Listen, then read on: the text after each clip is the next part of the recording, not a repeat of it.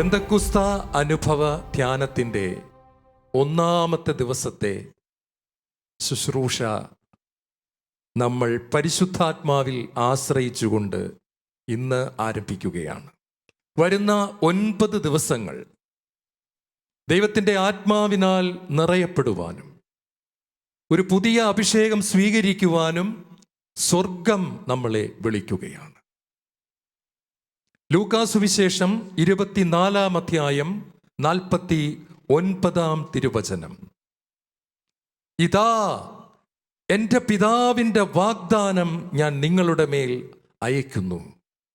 ഉന്നതത്തിൻ്റെ ശക്തി ധരിക്കുന്നത് വരെ നഗരത്തിൽ തന്നെ വസിക്കുവിൻ. ബിഹോൾഡ്, ഇതാ കാണുക, എൻ്റെ പിതാവിൻ്റെ വാഗ്ദാനമായ സ്വർഗത്തിലെ പിതാവിൻ്റെ സമ്പത്തായ പരിശുദ്ധാത്മാവിനെ ഞാൻ നിങ്ങളുടെ മേൽ അയക്കാൻ പോകുകയാണ്. നഗരം വിട്ടു പോകാതെ ഈ വാഗ്ദാനത്തിനു വേണ്ടി കാത്തിരിക്കുവിൻ.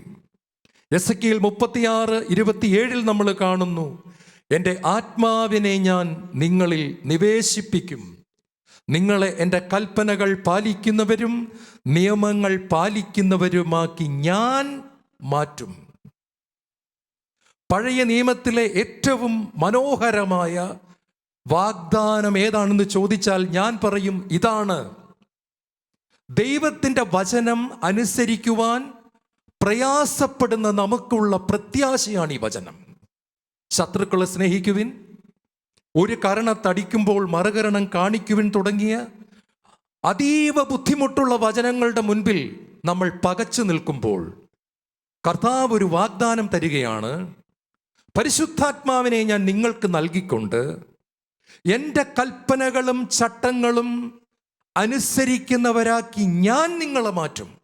I will do it for you. നിങ്ങളെ കൊണ്ട് സാധിക്കാത്ത ഈ കാര്യം ഞാൻ നിങ്ങളിൽ നിറഞ്ഞു നിന്നുകൊണ്ട് നിങ്ങൾക്ക് വേണ്ടി ചെയ്യും. ലോകം മുഴുവനും ഈ ശുശ്രൂഷയിൽ പങ്കെടുത്തുകൊണ്ടിരിക്കുന്ന പ്രിയപ്പെട്ട സഹോദരങ്ങളെ, കർത്താവിൻ്റെ വചനത്തിന് മാറ്റമില്ല. അവിടെ നിന്ന് നമ്മളുടെ മേൽ ഇതാ ഈ ചാനലിലൂടെ, ശാലോം ടെലിവിഷനിലൂടെ പരിശുദ്ധാത്മാവിനെ നിങ്ങളായിരിക്കുന്ന സ്ഥലത്തേക്ക് വർഷിക്കുകയാണ്. തുറന്ന ഹൃദയത്തോടെ നിങ്ങൾ ഇരിക്കുകയാണെങ്കിൽ പരിശുദ്ധാത്മാവിൻ്റെ അഭിഷേകം നിങ്ങൾക്ക് അനുഭവിക്കുവാൻ സാധിക്കും. Behold, I send you the promise of my father. എൻ്റെ പിതാവിൻ്റെ വാഗ്ദാനം ഞാൻ നിങ്ങളുടെ മേൽ അയക്കുകയാണ്. യെശയ്യാ പ്രവാചകന്റെ പുസ്തകം 44:3. വരണ്ട ഭൂമിയിൽ ജലവും ഉണങ്ങിയ നിലത്ത് അരുവികളും ഞാൻ ഒഴുക്കും. വലിയ ഒരു നദി ഒഴുകി വരുന്നതിനോടാണ് പരിശുദ്ധാത്മാവിൻ്റെ വരവിനെ പഴയ നിയമത്തിൽ സ്വർഗത്തിലെ പിതാവ് പ്രവചിച്ചിരിക്കുന്നത്. ഒരു ചാറ്റൽ മഴയുടെ അനുഭവം കൊണ്ട് തൃപ്തിപ്പെടാനല്ല ദൈവം നമ്മളെ വിളിക്കുന്നത്. പലപ്പോഴും ഒരു ചാറ്റൽ മഴയുടെ അനുഭവം കിട്ടുമ്പോൾ തന്നെ നാം പറയുകയാണ്, അയ്യോ ഇതാ വലിയൊരു അഭിഷേകം വന്നിരിക്കുന്നു. വെയിറ്റ്, ഇതാ ഒരു നദി ഒഴുകി വരുന്നത് പോലെ, മരുഭൂമിയിൽ നദി ഒഴുകി വരുന്നത് പോലെ നമ്മുടെ മേൽ പരിശുദ്ധാത്മാവിനെ അളവില്ലാതെ ഒഴുക്കാമെന്നുള്ള വാഗ്ദാനത്തിൻ്റെ ആഴവും പരപ്പും ഒന്ന് ചിന്തിക്കുക. ദൈവം നമുക്ക് തരുന്ന പരിശുദ്ധാത്മാവിൻ്റെ ആ അളവില്ലാത്ത ഒഴുക്കിനെ പറ്റി ചിന്തിക്കുക. യേശു ക്രിസ്തുവിൽ വിശ്വസിക്കുന്ന ഏത് വ്യക്തിക്കും ദൈവം തരുന്ന വാഗ്ദാനമാണ് ഈ നദി പോലെ നമ്മുടെ മേൽ ഒഴുകി വരുന്ന പരിശുദ്ധാത്മാവ്. നിന്റെ മക്കളുടെ മേൽ എൻ്റെ ആത്മാവിനെയും നിന്റെ സന്തതികളുടെ മേൽ എൻ്റെ അനുഗ്രഹത്തെയും ഞാൻ വർഷിക്കും. ജോയേൽ പ്രവാചകന്റെ പുസ്തകം 2:28 നമുക്കെല്ലാവർക്കും സുപരിചിതമായ ഒരു വചനമാണ്. പെന്തക്കുസ്ത തിരുനാളുമായിട്ട് ബന്ധപ്പെട്ട് നാം ഏറ്റവും ധ്യാനിക്കുന്ന വചനങ്ങളിൽ ഒന്നാണ് ജോയേൽ 2:28. അന്ന് ഇങ്ങനെ സംഭവിക്കും. കർത്താവ് ജനിക്കുന്നതിന് അനേക വർഷങ്ങൾക്ക് മുൻപ് സ്വർഗത്തിലെ പിതാവ് പ്രവചിക്കുകയാണ്. അന്ന്, ഓൺ ദാറ്റ് ഡേ, അന്ന് ഇങ്ങനെ സംഭവിക്കും. എല്ലാ മനുഷ്യരുടെ മേലും ഞാൻ എൻ്റെ ആത്മാവിനെ വർഷിക്കും. നിങ്ങളുടെ പുത്രന്മാരും പുത്രിമാരും പ്രവചിക്കും, വൃദ്ധന്മാർ സ്വപ്നങ്ങൾ കാണും. എൻ്റെ ദാസന്മാരുടെയും ദാസിമാരുടെയും മേൽ ഞാൻ എൻ്റെ ആത്മാവിനെ വർഷിക്കും. ഹല്ലേലൂയ. വലിയ ഒരു വാഗ്ദാനമാണ്. ഈ വൃദ്ധന്മാർ സ്വപ്നങ്ങൾ കാണുക എന്ന് പറഞ്ഞാൽ എന്താണ്? സാധാരണ നിങ്ങൾ ഈ 80 വയസ്സ് 90 വയസ്സൊക്കെ ഉള്ളവരോട് ഇടപെടുമ്പോൾ ജീവിതത്തിൽ ഇനി പ്രത്യേകിച്ച് യാതൊരു സ്വപ്നങ്ങളും ഇല്ലാത്തവരാണവർ. പലപ്പോഴും അവർ പറയാറുണ്ട്, ദൈവത്തിന് ഇനി ഞങ്ങളെ കൊണ്ടും വലിയ പ്രയോജനമൊന്നും ഇല്ല. വയസ്സായി നമ്മളിനി ആർക്കും വേണ്ട. നമ്മളിനി മരണത്തെക്കുറിച്ചൊക്കെ ചിന്തിച്ചാൽ മതി. എന്നാൽ ഇവിടെ കർത്താവ് പറയുകയാണ്, പരിശുദ്ധാത്മാവ് വരുമ്പോൾ വൃദ്ധന്മാർക്ക് ദൈവത്തിൻ്റെ രാജ്യത്തെക്കുറിച്ചും സഭയെക്കുറിച്ചും പരിശുദ്ധാത്മാവ് പുതിയ സ്വപ്നങ്ങൾ കൊടുക്കും. ഒരു സ്വപ്നങ്ങളും ഇല്ലാതിരുന്ന വൃദ്ധർക്ക് കർത്താവിൻ്റെ രാജ്യത്തെപ്പറ്റിയും തിരുസഭയെപ്പറ്റിയും സ്വപ്നങ്ങൾ കൊടുക്കും. എന്ന് പറഞ്ഞാൽ ഇങ്ങനത്തെ ഒരു ഇമ്പോസിബിൾ സിറ്റുവേഷനിൽ പോലും പരിശുദ്ധാത്മാവ് കടന്നു വന്ന് പച്ച പുൽപ്പരപ്പിൻ്റെ അനുഭവം തരുമെന്ന് പറയുകയാണ്. എന്നെ കേട്ടുകൊണ്ടിരിക്കുന്ന പ്രിയപ്പെട്ട സഹോദരങ്ങളെ, നിങ്ങൾ ലോകത്തിൻ്റെ ഏത് കോണിലാണെങ്കിലും the mighty holy spirit is coming upon you right now. പരിശുദ്ധാത്മാവ് നിങ്ങളുടെ മേൽ ഇപ്പോൾ റൈറ്റ് നൗ കടന്നു വരികയാണ്. ദൈവത്തിൻ്റെ തീ നിങ്ങളുടെ മേൽ കടന്നു വരികയാണ്. ദൈവത്തിൻ്റെ മഹത്വം നിങ്ങളുടെ മേൽ കടന്നു വരികയാണ്. മരുഭൂമി ആയിക്കോട്ടെ, കരിങ്കല്ലായിക്കോട്ടെ, ദൈവത്തിൻ്റെ ആത്മാവ് നിങ്ങളുടെ മേൽ കടന്നു വരികയാണ്.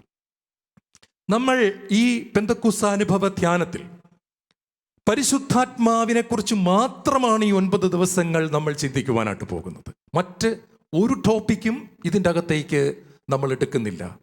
നമ്മൾ അവസാനത്തെ ദിവസം പരിശുദ്ധാത്മാവിൻ്റെ അഭിഷേകം പ്രാപിച്ചുകൊണ്ട് തന്നെ മടങ്ങുന്ന രീതിയിൽ നമ്മൾ ഈ ശുശ്രൂഷകളെ മുന്നോട്ട് കൊണ്ടുപോകാൻ ആഗ്രഹിക്കുകയാണ്.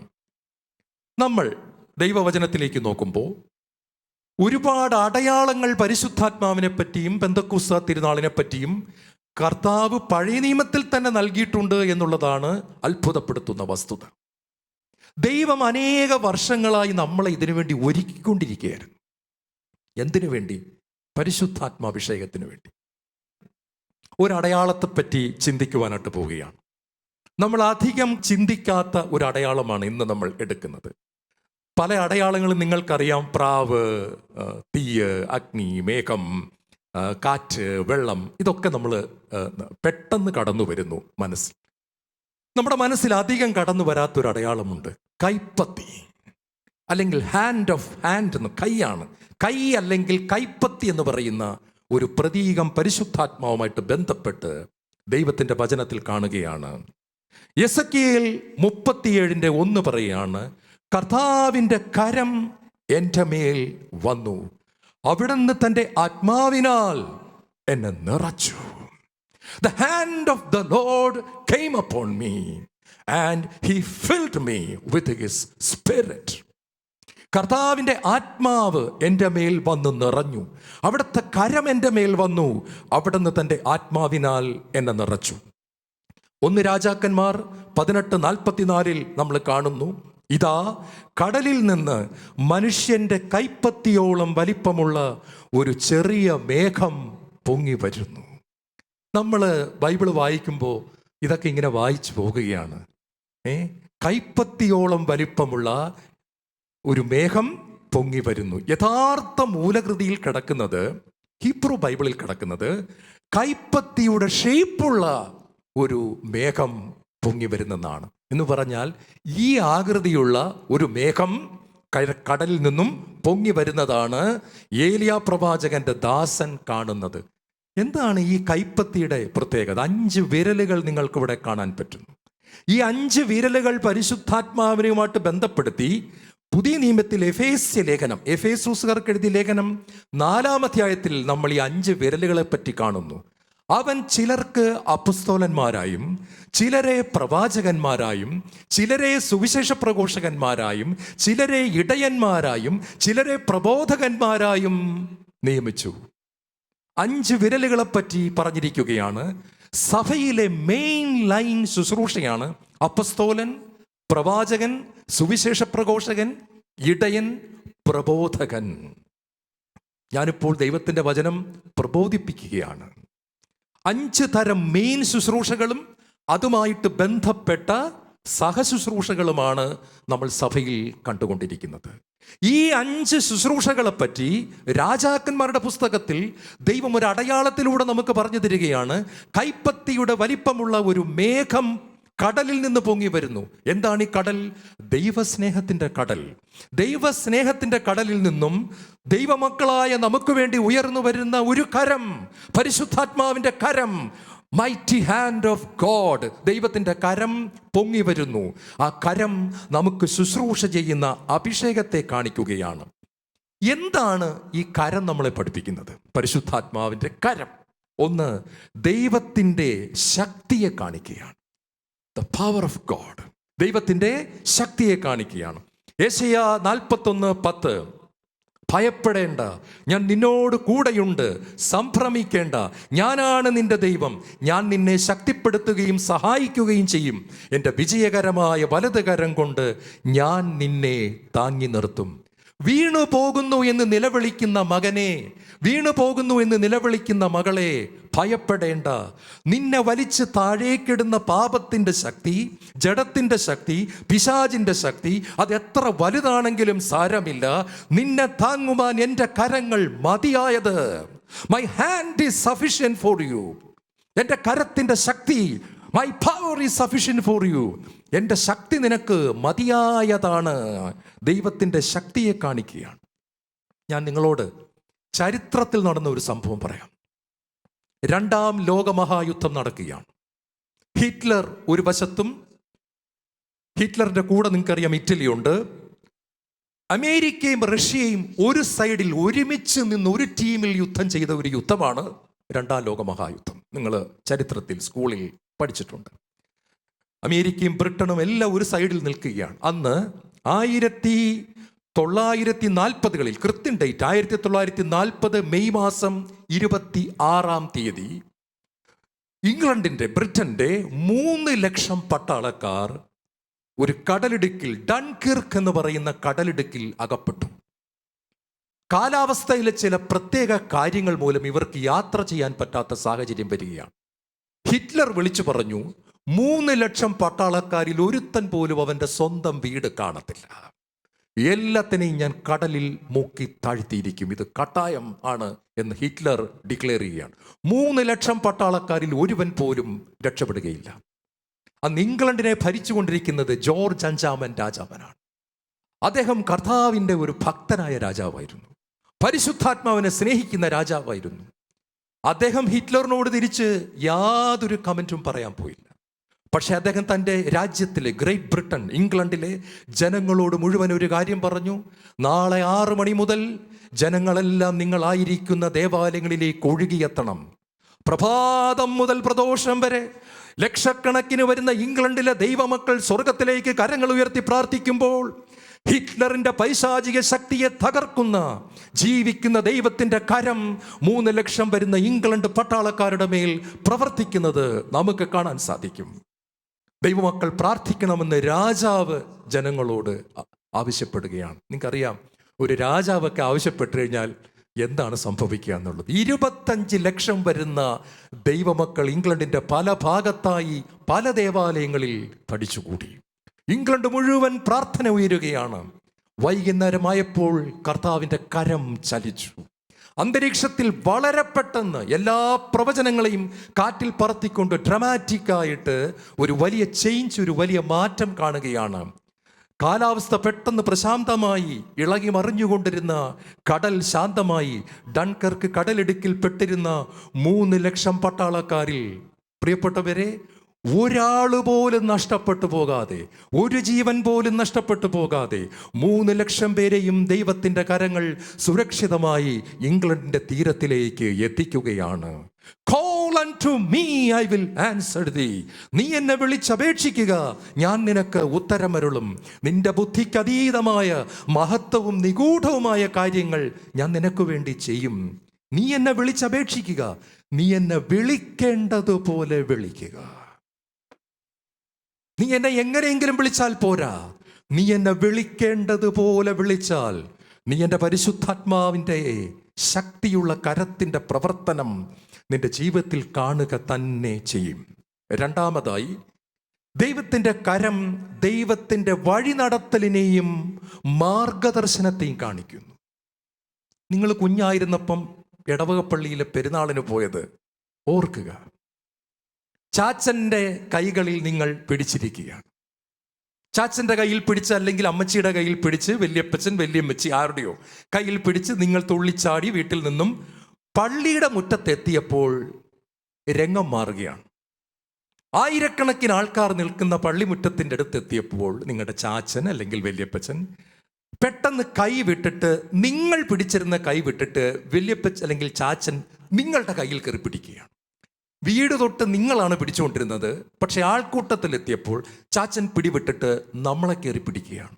കാരണം ചാച്ചൻ അറിയാം, ഇവിടെ ആൾക്കൂട്ടത്തിൽ അല്പം ഒരു അശ്രദ്ധ വന്നാൽ നമ്മൾ പിടിച്ചിരിക്കുന്ന കുഞ്ഞി കൈയുടെ പിടുത്തം വിട്ടുപോവുകയും നമ്മൾ ആൾക്കൂട്ടത്തിൽ ചിലപ്പോൾ നഷ്ടപ്പെട്ടു പോകുകയും ചെയ്യാൻ ഒരു സാധ്യതയുള്ളത് കൊണ്ട് വഴി നടത്തുന്ന നമ്മളുടെ അമ്മ, ചാച്ചൻ, വല്യമ്മച്ചി ആരായാലും അവർ അവരുടെ കരം കൊണ്ട് നമ്മളെ കയറി പിടിക്കുകയും നമ്മളെ വഴി നടത്തി പള്ളിയുടെ അകത്തേക്ക് കൊണ്ടുപോയി ഓൾട്ടറിൻ്റെ അടുത്ത് കൊണ്ടുചെന്ന് സക്രാരുടെ മുമ്പിൽ കൊണ്ടുചെന്ന് മുട്ടുകുത്തി നാം പ്രാർത്ഥനയെല്ലാം നടത്തി നാം സുരക്ഷിതരായി നമ്മുടെ വീട്ടിലേക്ക് വരികയാണ്. വഴി നടത്തുന്ന ദൈവത്തിൻ്റെ കരം. സങ്കീർത്തനം 32:8 പറയുകയാണ്, ഞാൻ നിന്നെ ഉപദേശിക്കാം, നീ നടക്കേണ്ട വഴി ഞാൻ നിനക്ക് കാണിച്ചു തരാം. മനോഹരമായ വചനമാണ്. നമ്മൾ ഓർഡിനറി ആയിട്ട് ജീവിക്കേണ്ടവരല്ല പ്രിയപ്പെട്ടവരെ. നാം ഓർഡിനറി അല്ല, സൂപ്പർ നാച്ചുറൽ ആണ്, എക്സ്ട്രാ ഓർഡിനറി ആണ്. ദൈവത്തിൻ്റെ വാഗ്ദാനങ്ങൾ വിശ്വസിക്കാവുന്നതിൻ്റെ അപ്പുറം നിൽക്കുന്ന ഒരു ലെവലിലാണ് ദൈവം നമ്മോട് സംസാരിക്കുന്നത്. ഞാൻ നിന്നെ ഉപദേശിക്കാം, നീ നടക്കേണ്ട വഴി കാണിച്ചു തരാം. അപ്പോസ്തലപ്രവൃത്തി 8:29 ആത്മാവ് പീലിപ്പോസിനോട് പറഞ്ഞു, ആ രഥത്തെ സമീപിച്ച് അതിനോട് ചേർന്ന് നടക്കുക. ഒരു ഡ്രൈവർ കാർ ഓടിക്കുന്ന നിങ്ങൾ കണ്ടിട്ടുണ്ടായിരിക്കും. നിങ്ങളുടെ കൂട്ടത്തിൽ വണ്ടി ഓടിക്കുന്നവരുണ്ട്. ആ കൈകൾ കൊണ്ട് തിരിച്ചാണ് ഒരു കാറിനെ ലക്ഷ്യസ്ഥാനത്തേക്ക് വഴി നടത്തുന്നത്, നിയന്ത്രിക്കുന്നത്. ദൈവത്തിൻ്റെ കരമായ പരിശുദ്ധാത്മാവ് നമ്മളെ കൃത്യസ്ഥലത്തേക്ക് നയിക്കുകയാണ്. ഞാൻ ഓർക്കുകയാണ്, വർഷങ്ങൾക്ക് മുൻപ് വിശുദ്ധ അമ്മ ത്രേസ്യ ഇങ്ങനെ പ്രാർത്ഥിച്ചു, എനിക്ക് ഇന്ത്യയിൽ ഒരു കോൺവെന്റ് തുടങ്ങണം. സ്പെയിനിലാണ് അമ്മ ത്രേസ്യ. കർത്താവ് അമ്മ ത്രേസ്യയെ വഴി നടത്തി, വേണ്ട നീ തുടങ്ങണ്ട, ഇന്ത്യയിൽ നിന്റെ അതേ സ്പിരിച്വാലിറ്റിയുള്ള കോൺവെന്റുകൾ പിന്നീട് ഞാൻ സ്ഥാപിക്കും, നീ ഇപ്പോൾ അതിനെപ്പറ്റി ചിന്തിക്കണ്ട. ഞാൻ പേരുകളൊന്നും പറയുന്നില്ല. ഇന്ന് നിങ്ങൾക്കറിയാം, കേരളത്തിലും ഇന്ത്യയിലും അമ്മ ത്രേസ്യയുടെ സ്പിരിച്വാലിറ്റി ഫോളോ ചെയ്യുന്ന 4-5 കോൺവെന്റുകൾ എനിക്കറിയാം. അതിൽ കൂടുതലുണ്ട് എന്ന് ഞാൻ വിശ്വസിക്കുന്നു. ദൈവം കൃത്യമായിട്ട് വഴി നടത്തിയിട്ട് പറഞ്ഞു, യൂറോപ്പിനെ നവീകരിക്കുക. അതാണ് എനിക്ക് നിന്നോട് പറയാനുള്ളത്. ലോകമോഹങ്ങളിൽ മുഴുകിക്കിടക്കുന്ന യൂറോപ്പിലെ സഭയെ നീ പരിശുദ്ധാത്മാവിൻ്റെ സ്നേഹത്തിലേക്ക് മടക്കി കൊണ്ടുവരിക. ഞാൻ നിന്നെ വഴി നടത്തും. അതേ പ്രിയപ്പെട്ടവരെ, ദൈവത്തിൻ്റെ കരം വഴി നടത്തും. 3, ദൈവത്തിൻ്റെ കരം സൗഖ്യപ്പെടുത്തുന്ന കരമാണ്. The hand of God. കരം സൗഖ്യപ്പെടുത്തുന്നു. ലൂക്ക 5:13 യേശു കൈ നീട്ടി കുഷ്ഠരോഗിയെ തൊട്ടുകൊണ്ട് പറഞ്ഞു, എനിക്ക് മനസ്സുണ്ട്, നിനക്ക് ശുദ്ധി ഉണ്ടാകട്ടെ. തൽക്ഷണം കുഷ്ഠം അവനെ വിട്ടുമാറി. സങ്കീർത്തനം 147:3 അവിടുന്ന് ഹൃദയം തകർന്നവരെ സൗഖ്യപ്പെടുത്തുകയും അവരുടെ മുറിവുകളെ വെച്ച് കെട്ടുകയും ചെയ്യുന്നു. അവിടുന്ന് ഹൃദയം തകർന്നവരെ.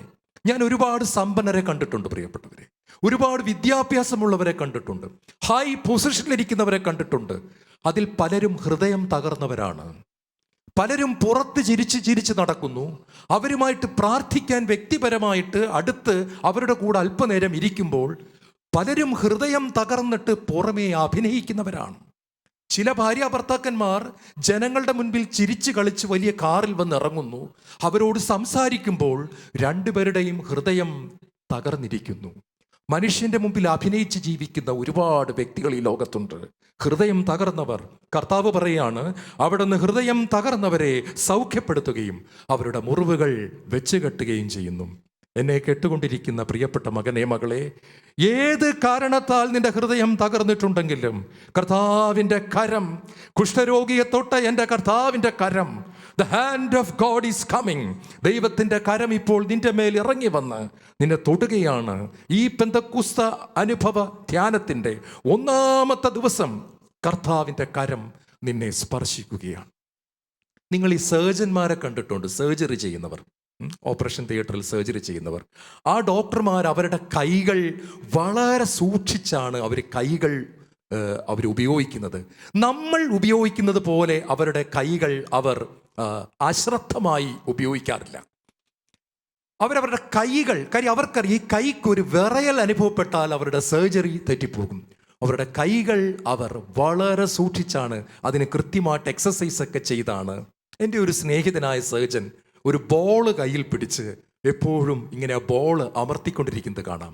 അവൻ്റെ കൈകൾക്ക്, വിരലുകൾക്ക് തകർച്ച വരാതെ, വിറവൽ വരാതെ ശക്തി കിട്ടുന്നതിന് വേണ്ടി ചെയ്യുന്ന ഒരു എക്സസൈസാണ്. കാരണം പുറത്തൊരു ഒരു ഒരു ഒരു മാർക്കിംഗ് ഇല്ലാതെ മനോഹരമായി സർജറി ചെയ്യാൻ ആ കൈകൾ ഒരുക്കുകയാണ്. ദൈവത്തിൻ്റെ കരമാണ്. ഞാനൊരു സംഭവം ഓർക്കുകയാണ്. വർഷങ്ങൾക്ക് മുമ്പ് കൊല്ലത്ത് ഒരു വലിയ ബൈബിൾ കൺവെൻഷൻ നടക്കുകയാണ്. ബഹുമാനപ്പെട്ട കുര്യാക്കോസ് പുന്നോലിൽ അച്ഛനാണ് കൺവെൻഷൻ നടത്തുന്നത്. 10,000-കണക്കിന് ആളുകൾ തടിച്ചുകൂടി. ആദ്യത്തെ ദിവസം തന്നെ അച്ഛൻ തകർന്നുപോയ ഒരു സംഭവം. 18 വയസ്സുള്ള തളർവാദ രോഗിയായ ഒരു പെൺകുട്ടിയെ സ്റ്റേജിന്റെ മുൻപിൽ കൊണ്ടുവന്ന് കിടത്തി. അച്ഛൻ എന്നോട് വ്യക്തിപരമായി ഷെയർ ചെയ്ത ഒരു സംഭവമാണ്. അച്ഛൻ ഇത് കണ്ടപ്പോൾ തന്നെ തകർന്നുപോയി. കൊച്ചുകുട്ടിയാണ്. അച്ഛൻ കർത്താവിനോട് പ്രാർത്ഥിച്ചു, കർത്താവേ, നായ്ക്കമ്പറമ്പിൽ അച്ഛൻ വന്നിട്ടില്ല. ഞാനാണെങ്കിൽ ഇങ്ങനത്തെ കാര്യമൊന്നും എൻ്റെ ജീവിതത്തിൽ സംഭവിച്ചിട്ടുമില്ല. പനിയൊക്കെ മാറിയിട്ടുണ്ട്. പ്രാർത്ഥിക്കുമ്പോൾ തളർവാദ രോഗി ഇതുപോലെ 18 വയസ്സുള്ള ആളെ കൊണ്ടുവന്ന് ഏറ്റവും മുൻപിൽ കിടത്തിയിരിക്കുകയാണ്. അച്ഛൻ സംഘാടകരോട് ചോദിച്ചു, ഈ പെൺകുട്ടിയെ ഏറ്റവും പുറകിൽ കൊണ്ടേ കിടത്താമോ എന്ന് ചോദിച്ചു ഈ ആളുകളുടെ. അങ്ങനെയാണെങ്കിൽ ഇത് കാണാതെ നിന്ന് ശുശ്രൂഷയാണ്. അവർ പറഞ്ഞില്ലച്ച, അവൾക്കൊരാഗ്രഹം ഏറ്റവും മുൻപിൽ തന്നെ കിടന്ന് ഈ ധ്യാനം കൂടണം. 4 ദിവസങ്ങൾ കഴിഞ്ഞു, ഒരു മാറ്റവുമില്ല. പെൺകുട്ടി അങ്ങനെ തന്നെ കിടക്കുന്നു. വൈകുന്നേരം എഴുന്നേറ്റ് ആൾക്കാർ പിടിച്ച് പൊക്കിയെടുത്ത് കട്ടിലോടെ കൊണ്ടുപോവുകയാണ്. 5-ാമത്തെ ദിവസം വിശുദ്ധ കുർബാനയുടെ ആരാധന നടക്കുമ്പോൾ 10,000-ങ്ങളുടെ മുൻപിൽ ഒരു കൊച്ചുകുട്ടിയെപ്പോലെ അച്ഛൻ പൊട്ടിക്കരഞ്ഞുകൊണ്ട് പ്രാർത്ഥിച്ചു, കർത്താവേ, 5 ദിവസമായിട്ട് നിന്റെ കൺവെൻഷന്റെ മുൻപിൽ ഈ പെൺകുട്ടി കിടക്കുകയാണ്. എൻ്റെ പോലും മനസ്സ് തകർന്നു പോകുന്നു ഇത് കണ്ടിട്ട്. മനസ്സലിവിൻ്റെ ദൈവമേ, നിന്റെ കരം നീട്ടണമേ. കണ്ണുകൾ അടച്ചു നിൽക്കുന്ന അച്ഛൻ ആളുകളുടെ ഒരു വലിയ സ്തുതിപ്പിൻ്റെ ശബ്ദം കേട്ടാണ് കണ്ണുകൾ തുറന്നത്. അച്ഛൻ കണ്ണു തുറക്കുമ്പോൾ കാണുന്നത് ഫ്രണ്ടിൽ കിടന്ന കട്ടിൽ മാത്രമേ അവിടെയുള്ളൂ. പെൺകുട്ടിയെ കാണുന്നില്ല. അച്ഛൻ സൂക്ഷിച്ച് നോക്കുമ്പോൾ ഗ്രൗണ്ടിൻ്റെ വലതുവശത്തു കൂടി ആ പെൺകുട്ടി 2 കൈകളും പൊക്കിക്കൊണ്ട് ഹല്ലേലൂയ പറഞ്ഞുകൊണ്ട് ഓടുകയാണ്. പ്രിയപ്പെട്ടവരെ, കുര്യാക്കോസ് അച്ഛൻ എന്നോട് പറഞ്ഞു, ഡോക്ടർ ജോൺ, ദൈവത്തിൻ്റെ കരം, അതിൻ്റെ ശക്തി, അതിൻ്റെ സൗഖ്യപ്പെടുത്തുന്ന ആ കരത്തിൻ്റെ ശക്തി എന്താണെന്ന് അന്ന് ഞാൻ എൻ്റെ കണ്ണുകൾ കൊണ്ട് അനുഭവിച്ചു. ഒരു പുരോഹിതൻ എന്നുള്ള നിലയിലും, ഒരു ക്രിസ്ത്യാനി എന്നുള്ള നിലയിലും, പരിശുദ്ധാത്മാവുമായിട്ടുള്ള ബന്ധത്തിലും എൻ്റെ ജീവിതത്തിൽ മറക്കാൻ പറ്റാത്ത ഒരു അനുഭവമായി ഇത് മാറുകയാണ്. നമ്മൾ ഇന്ന് 1-ാമത്തെ ദിവസത്തിൻ്റെ ശുശ്രൂഷ കൺക്ലൂഡ് ചെയ്ത് പ്രാർത്ഥിക്കുന്ന സമയത്ത് നമുക്ക് നമ്മുടെ കണ്ണുകളെ അടയ്ക്കാം. സ്വർഗത്തിലെ പിതാവേ, കർത്താവിൻ്റെ വചനം ഞങ്ങൾക്ക് ശക്തിയും ബലവും ഊർജവും തരുന്നു. അവിടുത്തെ കരം ഞങ്ങളെ ബലപ്പെടുത്തുന്നു, ശക്തിപ്പെടുത്തുന്നു, വഴി നടത്തുന്നു, സൗഖ്യപ്പെടുത്തുന്നു. ലോകം മുഴുവനിലും ഈ ശുശ്രൂഷയിൽ പങ്കെടുത്തുകൊണ്ടിരിക്കുന്ന ആത്മാവിലും മനസ്സിലും ശരീരത്തിലും തകർന്നവരെ പരിശുദ്ധാത്മാവേ, അങ്ങയുടെ കരം തൊടട്ടെ. 5 വിരലുകളുമായി മെഡിറ്ററേനിയൻ സമുദ്രത്തിൽ നിന്ന് കൈപ്പത്തിയുടെ വലിപ്പമുള്ള ഒരു മേഘം ഉയരുന്നത് ഏലിയാ പ്രവാചകന്റെ ദാസൻ കണ്ടു. ഏലിയായിക്ക് അത്രയും മതിയായിരുന്നു. ഏലിയ വിളിച്ചു പറഞ്ഞു, ഒരു വലിയ മഴയുടെ മുഴക്കം ഞാൻ കേൾക്കുന്നു, ഒരു വലിയ ശബ്ദം ഞാൻ കേൾക്കുന്നു, ദൈവത്തിൻ്റെ ഒരു വലിയ ഉണർവിൻ്റെ ബഹളം ഞാൻ കേൾക്കുന്നു, ശക്തി ഞാൻ കാണുന്നു. അതാ വിശ്വാസത്തോടെ കാണുക. ഈ 9 ദിവസങ്ങൾ നമ്മൾ വേർപെട്ടിരുന്നു കൊണ്ടൊന്ന് ഒരുങ്ങുകയാണ്. ശാലോം ടെലിവിഷന്റെ മുൻപിൽ നമ്മൾ ഇരുന്നു കൊണ്ട് കൊച്ചു കുഞ്ഞുങ്ങളെപ്പോലെ പ്രാർത്ഥിക്കുകയാണ്. കർത്താവേ, അങ്ങയുടെ ആത്മാവിനാൽ ഞങ്ങളെ നിറയ്ക്കണമേ. ഇപ്പോൾ ലോകം മുഴുവനിലും ഈ ശുശ്രൂഷയിൽ പങ്കെടുക്കുന്ന എല്ലാ മക്കളും ഒരുമിച്ച് ചേർന്ന് യേശു ക്രിസ്തുവിൻ്റെ നാമത്തിൽ പിതാവായ ദൈവത്തിന് സ്തുതിയും ബഹുമാനവും പുകഴ്ചയും ആരാധനയും കരേറ്റാം. ഹല്ലേലൂയ, ഹല്ലേലൂയ, ഹല്ലേലൂയ, ഹല്ലേലൂയ. എല്ലാവരും ഒരുമിച്ച് കർത്താവിനെ സ്തുതിക്കട്ടെ. ഹല്ലേലൂയ, ഹല്ലേലൂയ, ഹല്ലേലൂയ, ഹല്ലേലൂയ. പരിശുദ്ധാത്മാവേ, പരിശുദ്ധാത്മാവേ, പരിശുദ്ധാത്മാവേ, അങ്ങയുടെ മക്കൾ എവിടെയാണെങ്കിലും ഇപ്പോൾ അഭിഷേകം അവരെ തൊടട്ടെ. വലിയ കാര്യങ്ങൾ സംഭവിക്കട്ടെ. പത്രോസിന്റെ നിഴലടിച്ചപ്പോൾ പോലും രോഗികളെ സുഖപ്പെടുത്തിയ സ്വർഗത്തിലെ സത്യദൈവമായ കർത്താവേ, അങ്ങയുടെ മഹത്വം വെളിപ്പെടുത്തണമേ. കർത്താവെ, കണ്ണുനീരോടെ പ്രാർത്ഥിക്കുന്ന അനേകരുണ്ട്. ദൈവമേ, യേശുവേ സ്തോത്രം, യേശുവേ നന്ദി, യേശുവേ ആരാധന.